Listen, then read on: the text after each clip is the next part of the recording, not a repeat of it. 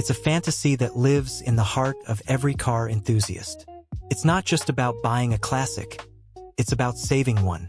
And for millions, that fantasy has a very specific shape, a very specific sound. It's the shape of a long hood and a short deck. It's the sound of a small block V8. It is the Ford Mustang. More than a car, it's a symbol of American freedom, a pop culture icon, and a blank canvas for self-expression. The dream isn't to buy a perfect, six-figure example from a climate-controlled auction. The dream is the hunt. It's the barn find. It's the rumor from a friend of a friend about an old car sitting in a field. It's scrolling through grainy, late-night classified ads until one picture stops your heart. And that's where our story begins. Not in a showroom, but behind a collapsing shed, half swallowed by blackberry bushes. There it sits, a 1967 coupe. It's not Highland green, and there's no Steve McQueen in sight. It is a dull, faded red, pockmarked with brown, cancerous sores. The chrome trim is pitted and peeling. The tires are cracked, flat, and returning to the earth. A bird's nest is tucked into the engine bay. This is the moment of truth, where the romance of the idea smashes into a cold, hard, oxidized reality. The seller, wiping his hands on a rag, says, "She ran when she was parked." A phrase that is the universal eulogy for a dead car. You open the door, and the hinges groan in protest. The smell hits you, a potent cocktail of mildew, mouse droppings, and decaying vinyl. You pull back the rotted carpet, and your foot goes straight through the floor pan. You can see the gravel beneath. The head says, "Run." The head says this is a parts car, a lost cause, a financial black hole. The head says to thank the man and walk away. But the heart is already hooked. The heart sees the lines. It sees the iconic silhouette, the timeless dashboard, the pony emblem still hanging on the grille. The heart doesn't see the rust. It sees the glory. It sees what this car was and what it could be. A handshake is made. Money exchanges hands. The car, a non-running 3,000-pound piece of iron oxide, is dragged onto a trailer. The journey from rust to glory has begun. The project begins not with a welder, but with a wrench and Ziploc bags, hundreds of Ziploc bags. This is the point of no return, the great deconstruction. It is the most crucial and least glamorous phase of any restoration. It is a reverse assembly line, and it is a test of patience and organization. Every single piece must come off. The fenders, the grille, the hood, the bumpers and trim, the glass and window regulators. The engine and transmission are carefully extracted, leaving a cavernous, greasy void. Inside, the dashboard is painstakingly disassembled, its tangled web of 50-year-old wires looking like a bomb defusal puzzle. The seats, the headliner, the gas tank, everything. Each nut, bolt, and bracket is photographed, labeled, and sealed in its own bag. This is the restorer's vow. What comes apart must, one day, go back together. And this is where the car reveals its darkest secrets. This is where the true, hidden rust is found. The fenders come off, revealing that a previous accident from 1978 was repaired with a Bondo-filled rage. The vinyl top is scraped away, showing the metal underneath is porous, like a sponge. The frame rails, the car's very skeleton, are found to be soft with decay. The "oh God, what have I done?" moment arrives. The car is no longer a car. It is 1,000 pieces, meticulously organized on shelves, and a single bare shell. It looks worse than the day it was found. It is a metal skeleton, stripped of its identity, its dignity, and its very being. It is now mounted on a rotisserie, a steel contraption that allows it to be spun around like a pig on a spit. Doubt creeps in. The garage is full. The bank account is emptying. This is the valley of death for restoration projects. Many projects die here, sold off in pieces as the owner's will is broken. This is the test. The glory seems impossibly far away. You are left with nothing but the shell, a pile of labeled bags, and a single, flickering vision of the final product. This is the turning point.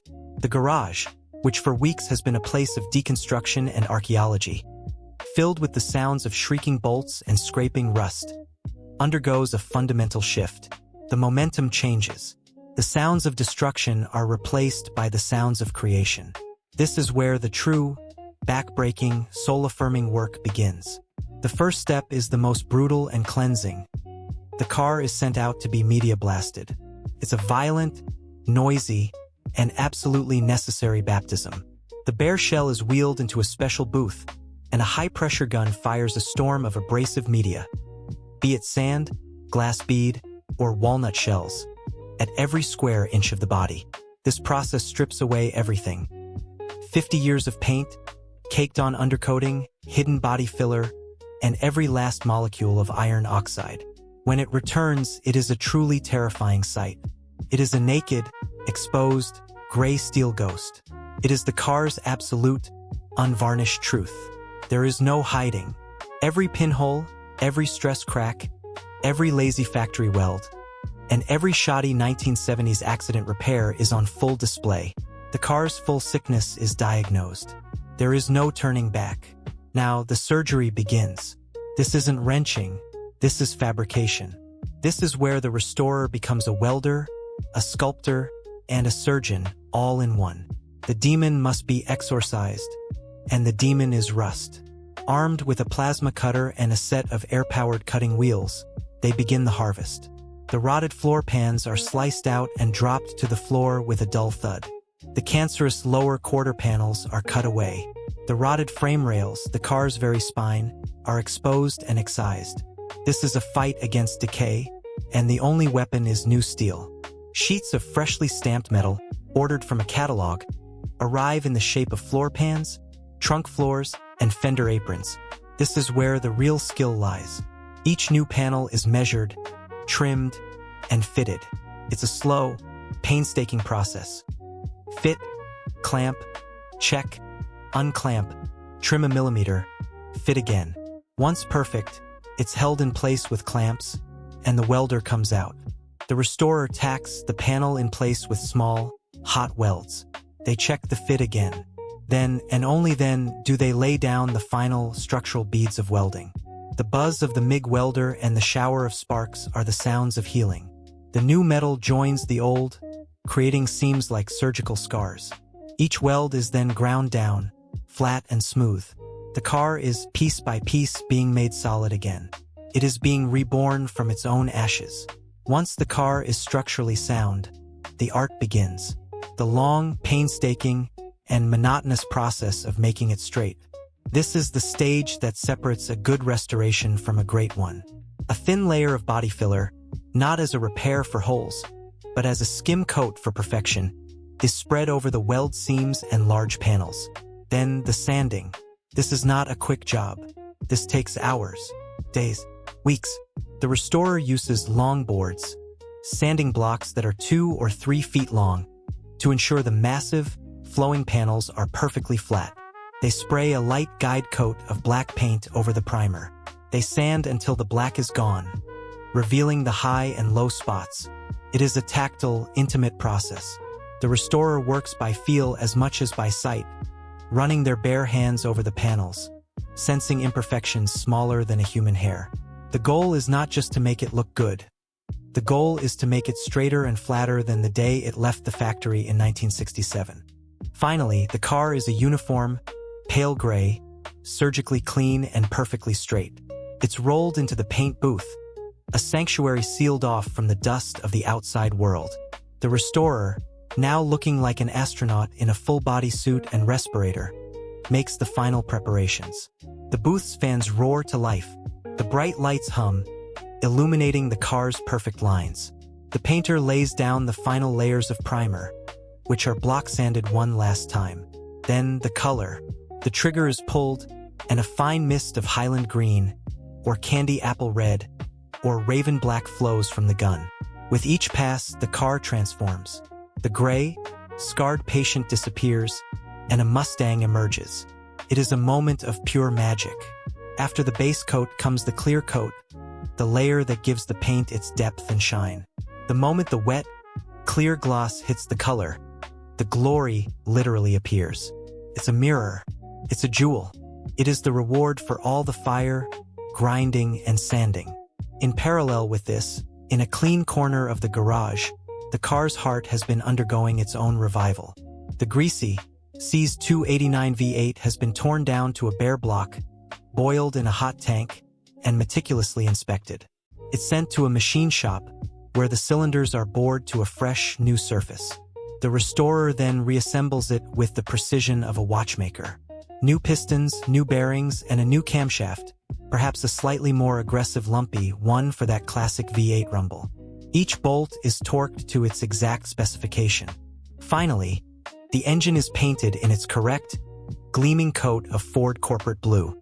It is no longer a greasy boat anchor. It is a mechanical sculpture, a powerhouse of new, reliable horsepower, waiting for the day it can be reunited with the body it was born for. This is the final, agonizing, and most rewarding act of the entire play. The car is back from the paint shop, and it is intimidatingly perfect. The clear coat is so deep it looks wet. The car is no longer a project. It's a piece of art, and it is a fragile, expensive eggshell. The restorer's new, singular, all-consuming rule is, don't scratch the paint. The garage becomes an operating room. Tools are no longer tossed. They are placed on soft rubber mats. Every wrench is wrapped in painter's tape to soften its edges. Thick, soft blankets are draped over the fenders and cowls. The point of no return is long past, and the point of no mistakes has arrived. The garage, once a chaotic landscape of parts, now becomes a library. Those hundreds of Ziploc bags, patiently labeled months or even years ago, are now the build manual. The assembly begins with the guts. Before the engine, before the interior, the car's nervous system and circulatory system must be installed. This starts with the new wiring harness. It's a daunting, complex snake's nest of colored wires that must be painstakingly routed through the, now beautifully painted, firewall, under the dash, along the frame, and back to the taillights. Every connection is critical. One pinched wire, one forgotten ground, means a light doesn't work or the car doesn't start or, in the worst-case scenario, it starts a fire. This is followed by the smoke test. The first time the battery is connected, the restorer stands back, heart in their throat, sniffing the air for the acrid smell of burning plastic. When nothing happens, a wave of relief. A small victory. The dome light works. Next are the veins and arteries. New, stainless steel brake lines and fuel lines are meticulously bent and clipped along the undercarriage, a job made 10 times more stressful by the perfect paint. Then the car gets its legs. The rebuilt suspension, new A-arms, springs, and shocks, is installed up front. The rebuilt rear axle and leaf springs are bolted in at the back. The steering box is connected. For the first time in what feels like a lifetime, the car is a rolling chassis, sitting on its own four wheels. Now, the milestone moment arrives.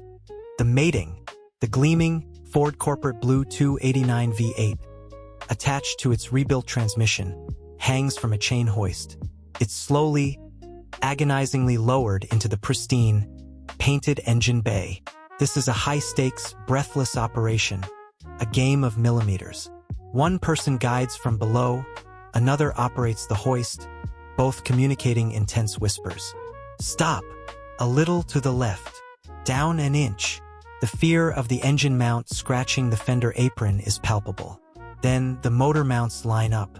The engine settles onto its perches with a soft, solid thud. The bolts slide home. A collective sigh of relief. The heart has been transplanted. With the engine in, the car's identity begins to return. The restored dashboard, with its gleaming, re-chromed gauge cluster, is carefully fitted.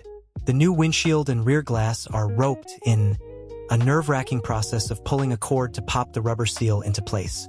Then comes the soul, the interior. The garage, which for years smelled of rust and chemicals, is now filled with the rich, intoxicating, and specific smell of new carpet, new vinyl, and contact cement. Sound-deadening material is laid down on the new floor pans. The carpet is stretched and fitted. The headliner, a notoriously difficult and frustrating job, is stretched tight across the ceiling, secured with clips and glue. The seats, rebuilt from their bare, media-blasted frames with new foam and upholstery, are finally bolted in. They are no longer musty perches. They are thrones. The restorer sits in the driver's seat. It's no longer a shell. It's a car again. Finally, the jewelry.